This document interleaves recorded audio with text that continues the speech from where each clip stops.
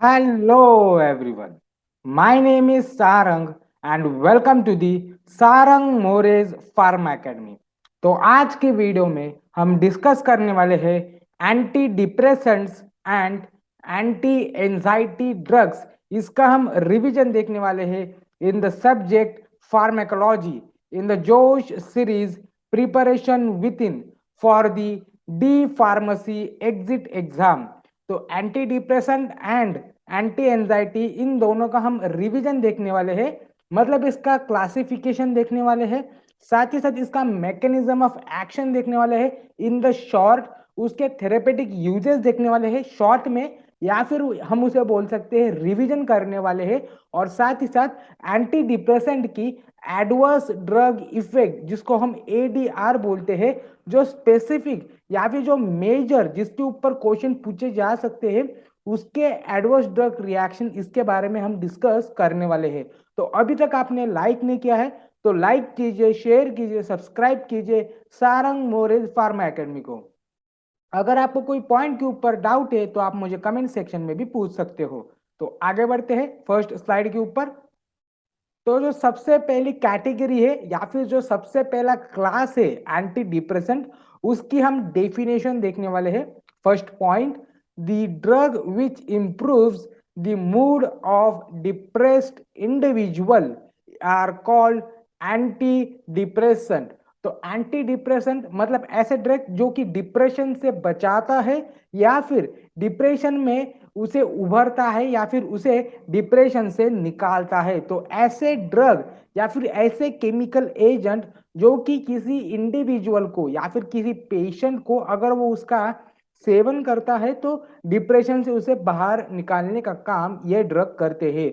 उसके बाद हम उसके क्लासिफिकेशन देखने वाले हैं एंटी डिप्रेसेंट के।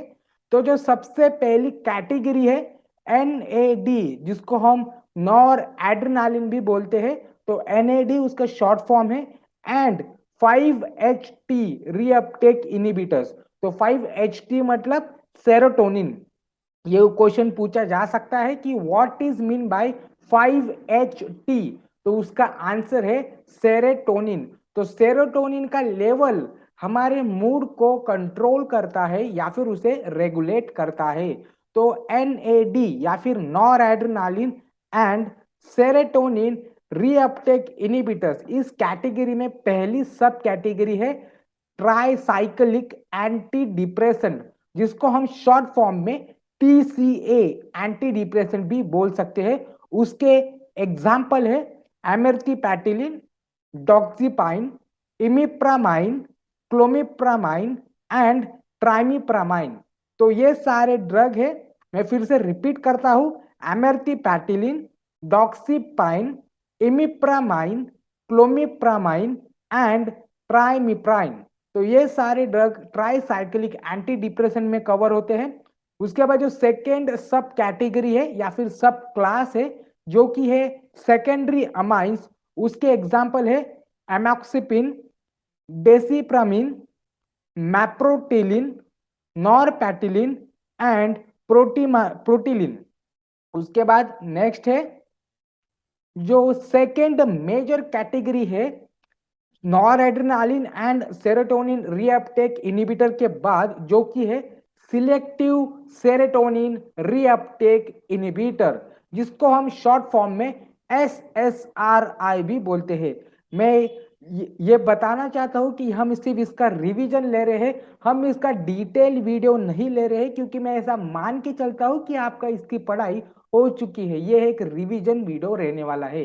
तो सिलेक्टिव सेरोटोनिन रीअपटेक इनिबिटर, इसके एग्जाम्पल है सिटालोप्राम, फ्लुओजेंटिन, पैरोजेंटिन, सिट्रालिन एंड फ्लुओजेमाइन।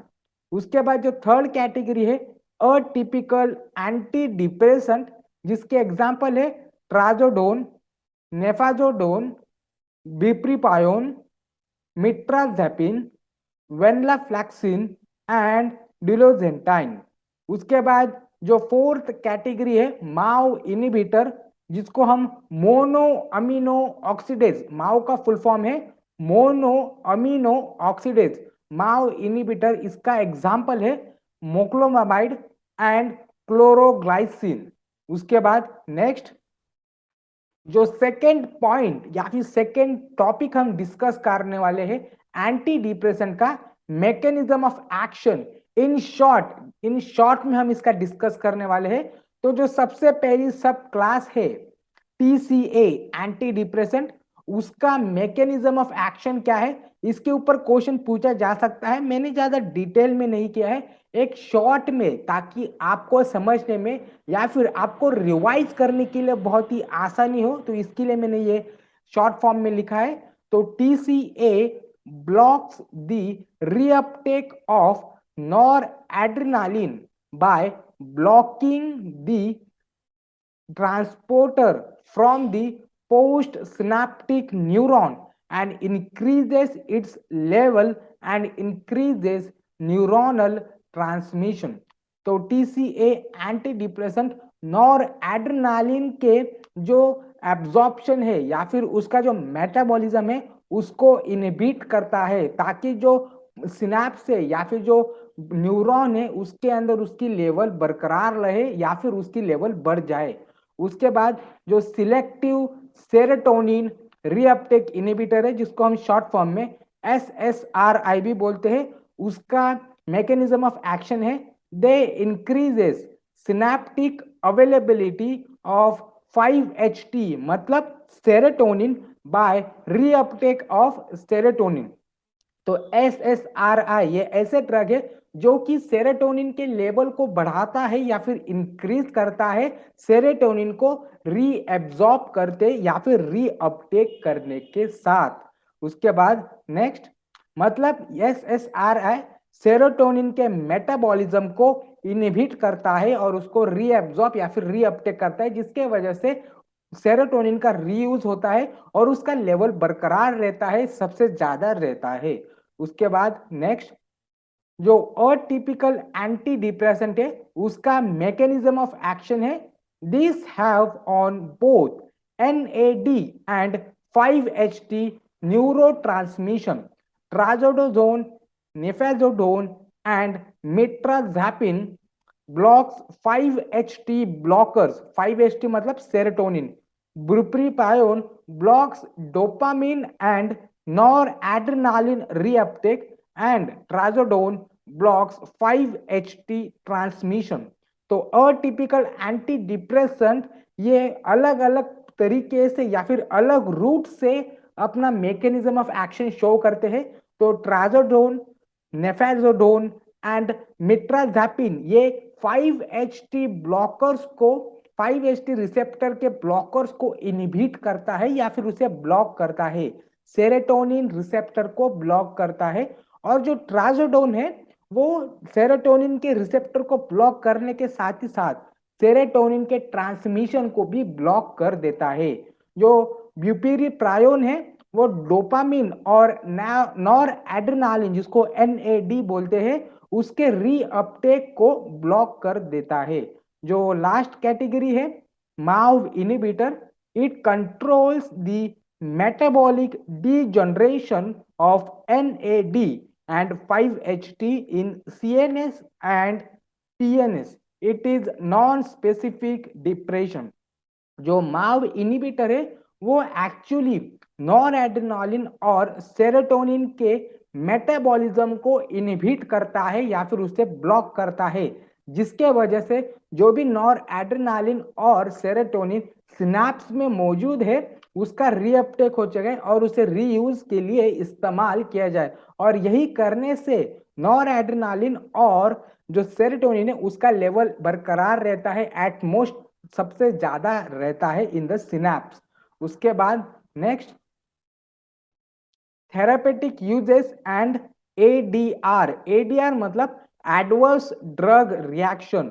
तो एंटी डिप्रेशन का हम थेरापेटिक यूजेस मतलब कौन से बीमारियों में या फिर कौन से लक्षण दिखने के बाद हम एंटी डिप्रेशन का यूज करते हैं, और साथ ही साथ अगर हमने उसका ओवर डोजिंग किया या फिर ज्यादा यूज किया तो हमें कौन से साइड इफेक्ट दिखाई देते हैं। तो थेरापेटिक यूज है depression, anxiety, attention deficient high, short form में एडीएचटी भी बोलते हैं, और स्ट्रेस मतलब हम एंटी डिप्रेशन को डिप्रेशन में भी यूज कर सकते हैं। एंजाइटी मतलब अनिद्रा, नींद नहीं आना या फिर बार बार चिंता करना, इसके लिए भी हम इस्तेमाल करते हैं। साथ ही साथ ADHD, attention deficient hyper activity, उसके लिए भी हम एंटी डिप्रेसेंट को हम प्रिस्क्राइब करते हैं या फिर उसे हम डिस्पेंस करते हैं। और साथ ही साथ स्ट्रेस की हालत में भी हम एंटी डिप्रेसेंट उस इंसान को या फिर उस विक्टिम को हम देते हैं। विक्टिम मतलब ऐसा इंसान जिसको उस बीमारी की लागन हो चुकी है या फिर उस बीमारी से वो गुजर रहा है। तो एडवर्स ड्रग रिएक्शन या फिर एडवर्स ड्रग इफेक्ट दोनों एक ही है, तो इसके बारे में हम देखने वाले हैं। तो TCA एंटी डिप्रेसेंट जो कि है ट्राईसाइक्लिक एंटी डिप्रेसेंट के एडवर्स इफेक्ट हम देखने वाले हैं। Metallic taste, epigastric distress, constipation, dizziness, tachycardia, vision blurring, urinary retention etcetera. ऐसे तो देखा जाए तो बहुत सारे एडवर्स इफेक्ट है TCA के, पर जो स्पेसिफिक है या फिर ऐसे साइड इफेक्ट जो कि हमें सिर्फ TCA में ही दिखाई देते हैं, TCA ट्राईसाइक्लिक एंटी डिप्रेशन में ही दिखाई देते हैं, वही हमने इसमें कवर किया है, यही मैंने उसमें एंटर किया है। उसके बाद जो सेकेंड एडवर्स ड्रग इफेक्ट का पॉइंट है SSRI, मतलब selective serotonin reuptake inhibitor and MAO adverse drug effect. MAO मतलब मोनो अमीनो ऑक्सीडेज। तो इन दोनों का या फिर ये दो कैटेगरी का जो साइड इफेक्ट है वो एक जैसा ही है, क्योंकि इसका मैकेनिज्म ऑफ एक्शन काफी हद तक एक जैसा ही है। तो SSRI इसका साइड इफेक्ट है ड्राउजीनेस मतलब चक्कर आना, nausea, change in weight and appetite, change in sexual behaviour, headache etcetera.